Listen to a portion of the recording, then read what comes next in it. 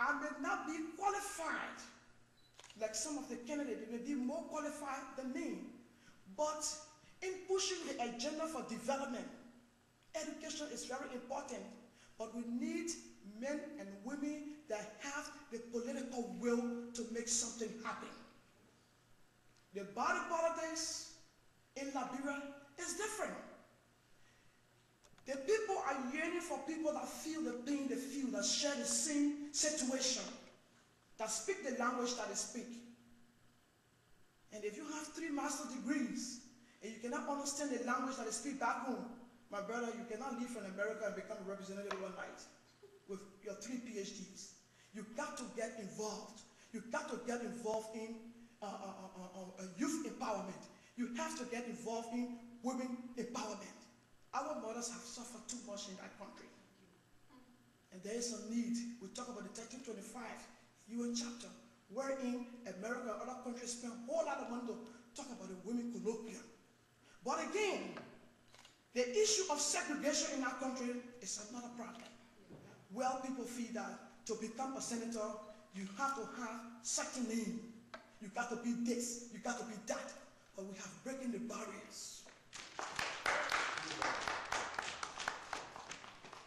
Somebody, somewhere, had to put the name of Dole Sharif on the map.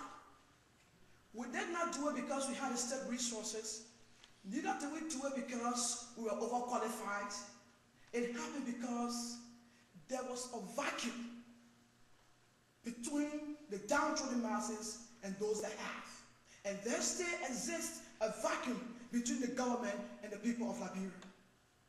And if we, as a people, cannot fill up this vacuum, if we cannot go out there and touch the lives of these people, Liberia is headed for danger. No matter who becomes president, it is not that the system is not there. The system is there.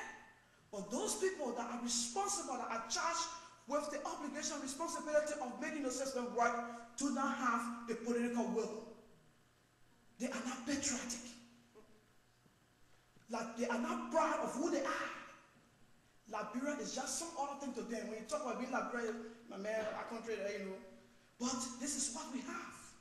And the only way we can make a change except we come together as a people and identify what our problems are.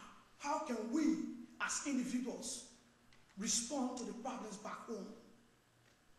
In one of my classes, they talk about direct violence and indirect violence. And what is happening in Liberia right now is indirect violence, wherein you are in a situation where you don't reach your peak. Your potential to reach your peak, you are denied of your potential. That means through corruption. If that country is very corrupt and your parents cannot take pay, your father cannot afford to send you to school, and you cannot graduate from 6th grade to go to 12th grade to have a BSc and then a master's degree to become a senator or a representative. Right there, you lost your potential value. That is indirect violence. People are saying Liberia is free and fair. There is no fun, but this is the violence that is being perpetrated in our country, where people are deprived of those basic social things, injustices. My fellow Liberians, I have not been inducted, but the work in the Senate is going to be a very tough one, because I live in that country, even though I'm not in the office, but I know a lot of things because I've been following the situation. It's going to be a tough fight. But you know why we can overcome and make a change? That if we as a people can decide that this one senator will make a difference, let our voices be heard.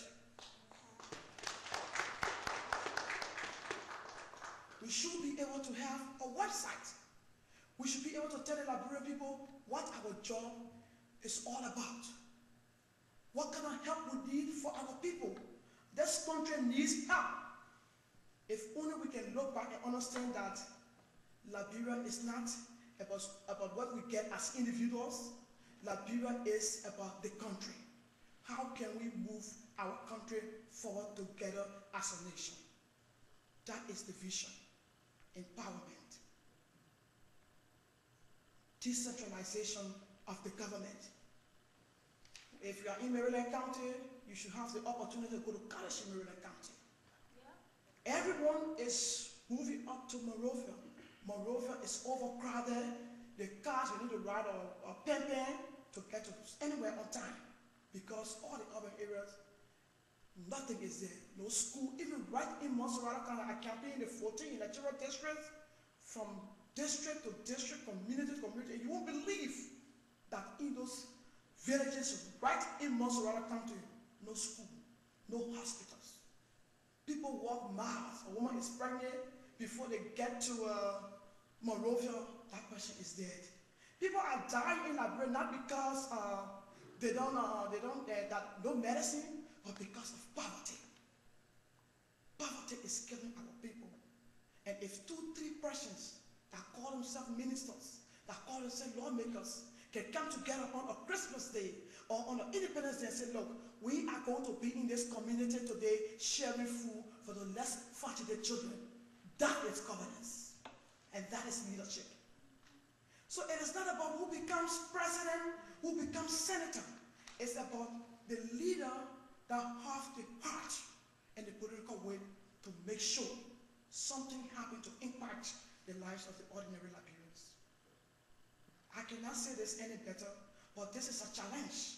Since I got elected, I just can't sleep. I'm like, I want to do this, and I want to do it at my best. When I play soccer, I was at my best. And everything that I did, every election that I took part in, I won. Maybe there's something about me that God wants me to do something for the Liberian people. And trust me, I'm going to use all of you to help me to do that.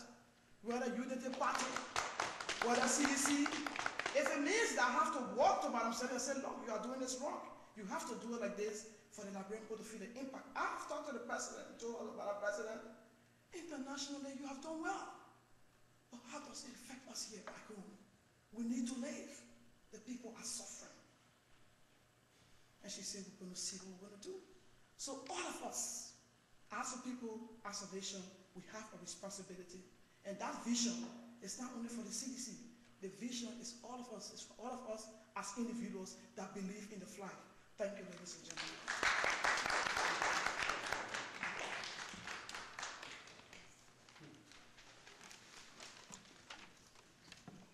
Thank you for that awesome speech, Honorable Doshiri. Thank you very much. I don't know about the rest of you, but I'm really excited about Liberia. Moving right along, I will be calling veteran moderator and former Liberian journalist, Mr. James Kwala, to facilitate the question and answer period.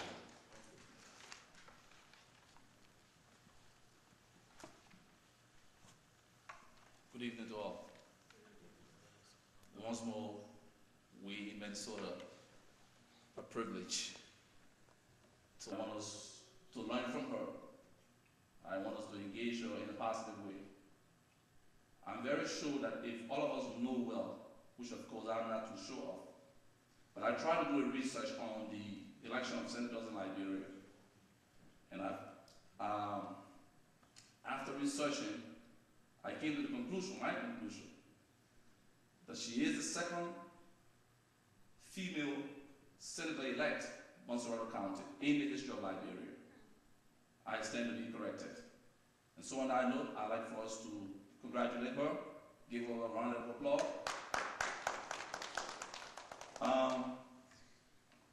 Several years ago, I was a journalist in Liberia, and I covered the Liberian Civil War between 1990, working with the ELC and the radio station now, Radio Veritas. And there was one issue that struck me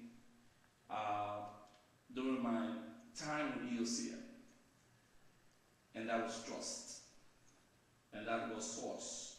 When you work in this country, and you have a source, say throughout the war, are there no schools in Liberia?